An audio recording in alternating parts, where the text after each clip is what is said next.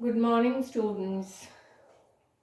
This is in continuation with our earlier lectures, which were based on sex determination. Students, you very well know that whenever we talk about sex determination in mammals, we always say that there is primary sex determination and secondary sex differentiation. What do I mean by this, students? That primary sex determination means the formation of testes or ovaries, that is the formation of gonads.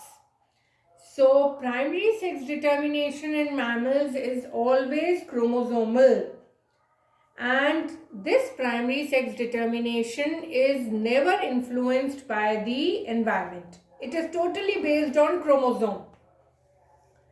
When we talk about secondary sex determination means that the phenotype which is outside the gonads. What do I mean by this phenotype outside the gonads? का मतलब है students male या female duct systems और external genitalia. External genitalia और duct system का क्या मतलब है? जैसे मेल में पेनिस का डेवलपमेंट होगा, सेमाइनल वेसिकल बनेगी, प्रोस्टेट ग्लैंड्स बनेंगी, जबकि फीमेल में students vagina, uterus, oviducts, mammary glands बनेंगी. तो ये चीज़ें आती हैं सेकेंडरी सेक्स डिटर्मिनेशन में, और प्राइमरी सेक्स डिटर्मिनेशन में आता है फॉर्मेशन ऑफ टेस्टिस और ovaries. As I have told you earlier also students, आपको ये बात ध्यान रखनी है कि जो प्राइमरी सेक्स डिटर्मिनेशन होता है वो क्रोमोसोमल बेस्ड होता है, और जो ओवरीज एंड टेस्टिस का फॉर्मेशन होता है that is a gene directed process. मतलब क्रोमोसोम्स पे जो जीन्स होते हैं वो कंट्रोल करते हैं ओवरीज एंड टेस्टिस का formation. So we have to understand here कि जो टेस्टिस एंड ओवरीज जो गोनाड्स बन रहे हैं वो स्टूडेंट्स एक बायपोटेंशियल गोनाड के रूप में पहले बनते हैं.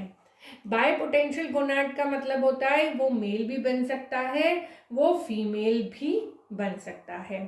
तो आज के हमारे लेक्चर में हम यही समझेंगे कि कैसे प्राइमरी सेक्स डिटर्मिनेशन होता है. फिर उसके बाद we'll move on to secondary sex determination, that is formation of external genitalia. Now one thing you have to understand students कि जो mammalian gonads होते हैं वो बहुत ही यूनिक होते हैं. Why they are unique? Because all other organ rudiments can normally differentiate only into one type of organ.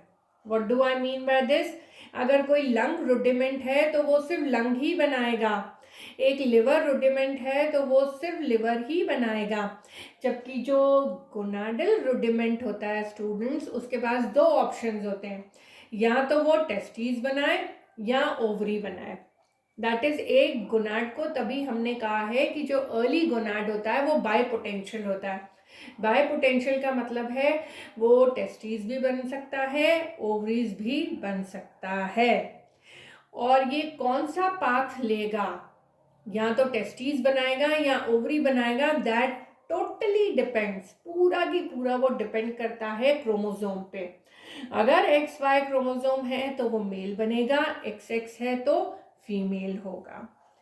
मगर जब ये डिसीजन लिया जाता है कि गोनाड या तो मेल बनेगा या फीमेल, उससे पहले जो गोनाड होता है उसको हम कहते हैं बायपोटेंशियल या इनडिफरेंट स्टेज. बायपोटेंशियल या इनडिफरेंट स्टेज का मतलब है ये गोनाड ना मेल है ना फीमेल है. तो स्टूडेंट्स ये जो हमने लिखा है यहाँ पे जेनाइटल रिज, ये जेनाइटल रिज जो होता है ये सबसे पहले अपीयर होता है ह्यूमन एम्ब्रियो में चौथे वीक में, during the 4th week, and this remains as a bipotential gonad till 7th week. अब इस बायपोटेंशियल गोनाड के बनने के लिए भी मैंने कुछ फैक्टर्स लिखे हैं स्टूडेंट्स एरो के साथ, और वो फैक्टर्स हैं SF1, LHX9 एंड WT1। तो एक जेनाइटल रिज से बायपोटेंशियल गोनाड जो कि 4th to 7th वीक तक बनता है, उसके लिए भी स्टूडेंट्स कुछ फैक्टर्स चाहिए जो हमने लिखे हैं। और वो फैक्टर्स कौन कौन से हैं? SF1, WT1 and LHX9। हम ये कह रहे हैं स्टूडेंट कि जो जेनाइटल रिज होता है उसको बायपोटेंशियल गोनाड में कन्वर्ट करने के लिए ये 3 जीन्स चाहिए, LHX9, SF1 एंड W1। अगर माइस में ये जीन्स नहीं होते हैं तो गोनाड्स नहीं बनते हैं।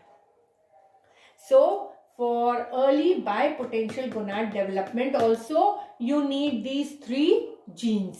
अगर ये 3 जीन्स नहीं होंगे तो गोनाड नहीं बनेगा। ओके, नाउ अब एक बार ये जो बायपोटेंशियल गोनाड बन गया इन 3 जीन्स के एक्टिवेशन की वजह से, अब ये बायपोटेंशियल गोनाड के पास 2 चॉइसेस हैं, या तो ये फीमेल XX या मेल XY में डेवलप होगा। इसके लिए स्टूडेंट्स उसको क्या क्या चाहिए? सबसे पहले अगर वो XX फीमेल पाथवे की तरफ जाता है तो उसके लिए उसको चाहिए WNT4 and DAX1 gene. You can see मैंने लिख रखा है स्टूडेंट्स कि अगर XX फीमेल पाथवे पे जाएगा वो, तो उसको DAX1 एंड WNT4 जीन्स चाहिए।